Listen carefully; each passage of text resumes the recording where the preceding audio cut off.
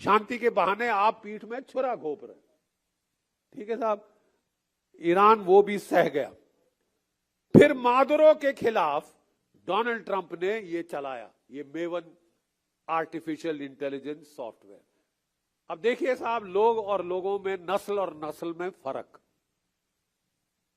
घूस खिलाई सीआईए ने वाइस प्रेसिडेंट से लेकर वेनेजुएला के आखिरी बटालियन कमांडर तक, और पूरा देश बिक गया।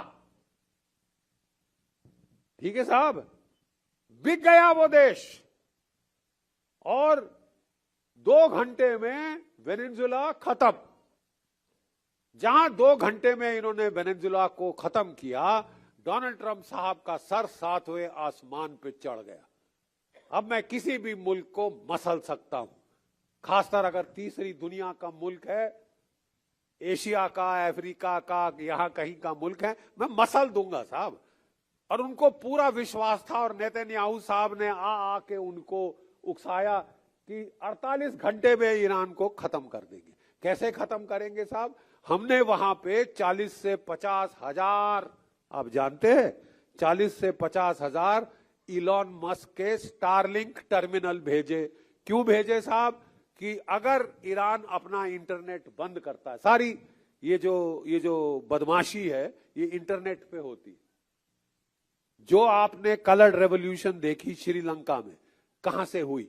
सोशल मीडिया से। जो बांग्लादेश में हुआ तख्ता पलट, कहां से हुआ? सोशल मीडिया से। जो नेपाल में तख्ता पलट हुआ, कहां से हुआ? सोशल मीडिया से। तो ईरान को पहले चेता दिया था रूस ने, चीन ने, कि ये संभल के रहना। ठीक है, इन्होंने 40-50 हजार स्टारलिंक टर्मिनल भेजे कि ईरान की सरकार अगर इंटरनेट बंद भी करे तो हम अपना इंटरनेट चालू करके अपने एजेंटों को, अपने लोगों को भड़काएंगे, उकसाएंगे। और उसके पहले इन्होंने ईरान की करेंसी पे हमला किया। $1 1.5 लाख रियाल के बराबर करा दिया कि लोगों में भुखमरी हो। अरे जो आप में भुखमरी करना चाहते हैं वो नाटक कर रहे हैं। हम ईरान के लोगों को बचाना चाहते हैं, हम उनको छुड़ाना चाहते हैं, शाह ईरान वापस आएंगे। अबे वो अमेरिकनों का एजेंट था। शाह ईरान अमेरिकनों का एजेंट था। ठीक है, 1951 में मुसादेक ने तख्ता पलटा था।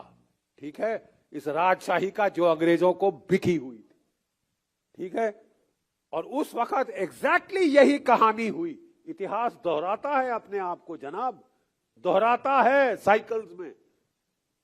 उस वक्त भी तख्ता पलट किया मुसादेक का, इकोनॉमिक सैंक्शन लगाई और फौज से बगावत कराई। लेकिन ईरान के लोगों में एक बहुत अच्छी सिफ्त है, वो सीखते बहुत जल्दी और वो भूलते नहीं। अब ईरान में एक फौज नहीं है साहब कि आर्मी हो, नेवी हो, एयरफोर्स है, वो तो है ही है। साथ में IRGC है, इस्लामिक रेवोल्यूशनरी गार्ड कोर, जो कि वफादार है सुप्रीम लीडर का। कि आप किसी और को खरीद भी ले तो एक ये है तबका।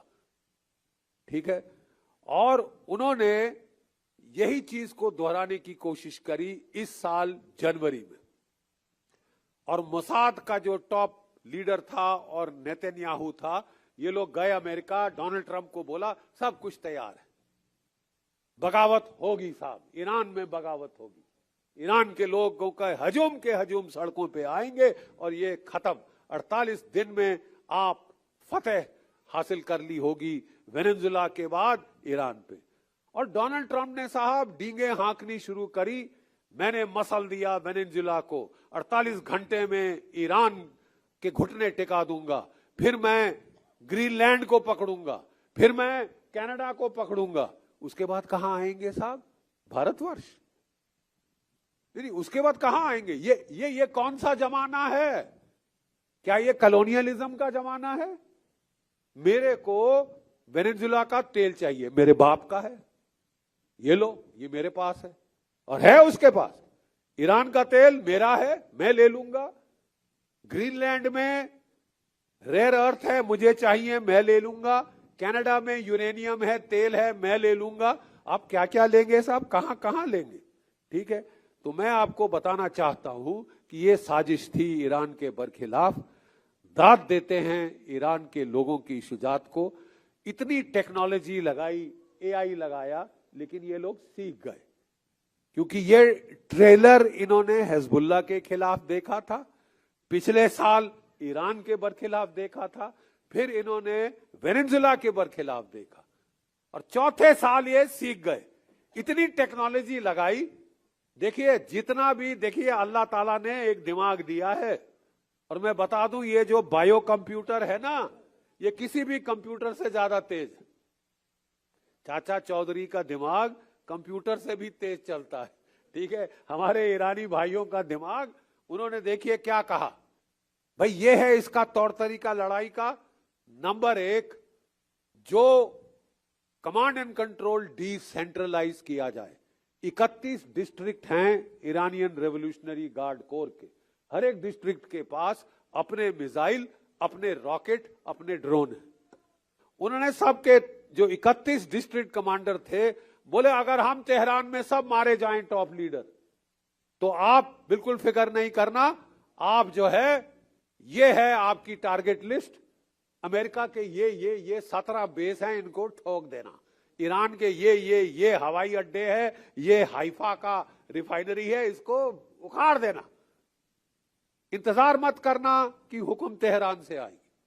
और बगैर, जैसे ही ईरान पे हमला हुआ 28 फरवरी को, आधे घंटे के अंदर आईआरजीसी के मिसाइल और ड्रोन पलटवार कर दिया था अमेरिका के ऊपर। हर कमांडर को बोला गया कि 5 कमांडर अपने चेन ऑफ नियुक्त करो, मैं मारा गया तो ये मारा गया तो ये मारा गया तो ये। और ये सारी फसाद की जड़ ये ड्रोन है। क्या आप जानते हैं कि ईरान के लोगों ने कोई तकरीबन, ईरान के लोगों ने ये 30 से 35 ड्रोन अमेरिका के शूट डाउन कर दिए हैं, MQ-9 रीपर। ठीक है, और इन ड्रोन्स के चलते एक ड्रोन $30 मिलियन का है। 50 जहाज अमेरिका के शूट डाउन हो गए। अमेरिका झूठ बोल रहा है कि मेरे केवल 13 शहीद हुए हैं। वो आज से 40 दिन पहले 13 का आंकड़ा आया था, वहां पे सुई अटक गई। असलियत यह है कि वो कह रहे हैं 13 मारे गए, 415 से ज्यादा घायल हुए हैं। ठीक है, घायल, वुंडेड, और इसका रेशियो 1/3 होता है।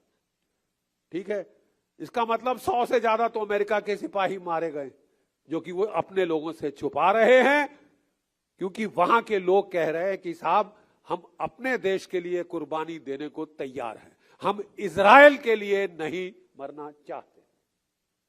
आज मेरे को खास इतना आक्रोश क्यों है, क्योंकि ये जो आर्टिफिशियल इंटेलिजेंस सॉफ्टवेयर लगाया गया था, उसी की गाइडेंस से मिनाज के स्कूल पे हमला हुआ था। कंप्यूटर में हम बोलते हैं गार्बेज इन गार्बेज आउट। अगर आप गंद डालें कंप्यूटर में, गंद ही निकलेगा। और नाम बड़ा बड़ा टेक्नोलॉजी का लगा के आपने 168 बच्चियां मारी हैं, आपको एक एक बच्ची की आह लगी है। और अगर आप आज पिट गए हैं तो वो बच्चियों की, मिनाज की बच्चियों की आह की बदौलत है। कुरान शरीफ में साफ लिखा है, एक भी मासूम का कत्ल पूरी दुनिया का कत्ल। एक भी मासूम का कत्ल पूरी दुनिया का कसम है। एक मासूम नहीं, 168 तो आपने मिनाज में ही मारे, और कितने मासूम मारे हैं वो हिसाब ऊपर होता है, वो हिसाब अब सामने आ रहा है। हमको बड़ा फख्र है कि एक थर्ड वर्ल्ड के देश ने हिम्मत दिखाई, शुजात दिखाई। उस वक्त सब सोच रहे थे यहां पे कि साहब ये ईरान टिक नहीं सकता, हमारा दोस्त गया तो भाई जो जीता वही सिकंदर, झुक जाओ उसके सामने, अमेरिका के सामने दंडवत कर दो। पाकिस्तान के मुल्ला आसिम मुनीर हर महीने एक बार डोनाल्ड ट्रंप के पास जूते चाटने पहुंच जाते हैं, तो हम भी लाइन लगाएं? हम नहीं लगाएंगे साहब, हम नहीं लाइन लगाएंगे। और लास्ट चीज मैं कहना चाहता हूं, अगर हम उस वक्त 28 फरवरी को जब मिनाज का हत्याकांड हुआ था तो चुप रहे, आज हमारे जहाजों पे हमला हो गया। 3 जहाज हमारे उड़ाए। क्यों बे तुमने चीन का जहाज हाथ लगाया? तुम्हारी हिम्मत थी कि रूस का जहाज हाथ लगाओ? क्योंकि हम दोस्ती दिखा रहे हैं तो हम कह रहे हैं दोस्त है दोस्त है, तुम हम दोस्तों को ही चुन के मार रहे हो। अगर ऐसे दोस्त चाहे हो तो दुश्मन भले हैं, ऐसे दोस्त हो तो दुश्मन भले हैं। आज फिर एक बार मैं ईरान के लोगों की हिम्मत और शुजात को दाद देना चाहूंगा। एक फौजी के हैसियत से मैं सलाम करना चाहता हूं कि हिम्मत मर्द मदद खुदा। जय भारत, जय हिंद।